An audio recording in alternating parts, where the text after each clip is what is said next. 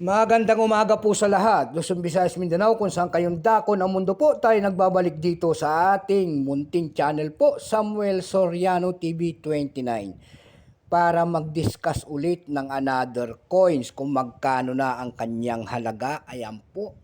Magandang umaga po sa lahat ng kolektor kung saan kayong dako ng mundo po, lalong-lalo na ang aking mga subscriber po. Thank you so much po sa lahat.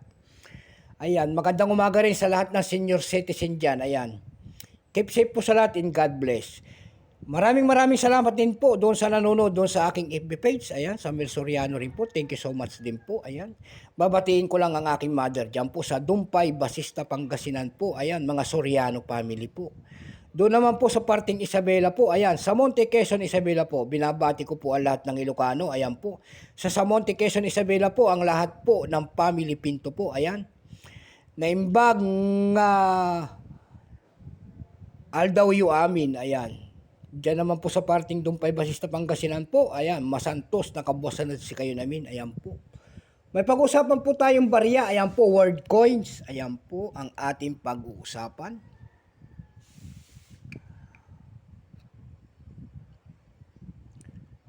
Ayan po ang ating pag-uusapan, world coins, foreign coins. Year 1969. Ayan po. To golden.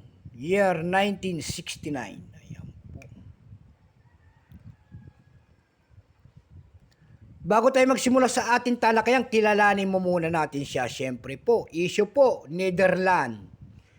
Period, Juliana, 1948 hanggang 1980 po. Type, standard circulation coins, years 1969 hanggang 1980 po. Value nito, to golden po. Currency, golden, 1817 hanggang 2001.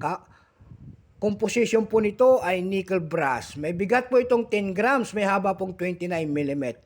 May kapal po naman itong 2.39 mm. Hugis po, syempre bilog. Orientation yan, coin alignment. Itinigil naman ang paggamit nito noong February 28, 2002. Ayan po. Number NDAS 736. Reference number KM-191. Ayan po. 5 variety po ito ang inilabas ng Netherlands sa barya na ito. Ayan. Dako tayo dito sa ating hawak. Ayan po. Year 1969 po. 31% lamang po ito ang ginawa ng Netherlands sa barya na ito. And then, kung ilang piraso naman ito po ay 15,600,000 piraso lamang. May price na po doon sa ating lumista kung tawagin ng ating mga kolektor. Yung kanyang extra fine, 67. Almost uncirculated, 67 po. At ang uncirculated nito ay nagkakahalaga po ng 310 pesos. Dako tayo sa kanyang price. Ayan po, doon naman tayo nakatutok. Kaya tayo nagbablog. Ayan po. Doon sa ebay.com po nito, may nagbebenta na po nito ng 721 pesos. Meron din tayo nakita doon na $8.66. Meron din tayo nakita doon nagbebenta nito ng 125 pesos and then 164 pesos. Yan lamang po ang aking may babahagi po na kanyang price kasi doon sa Carousel PH wala tayong makita nagbebenta nito. Ayan.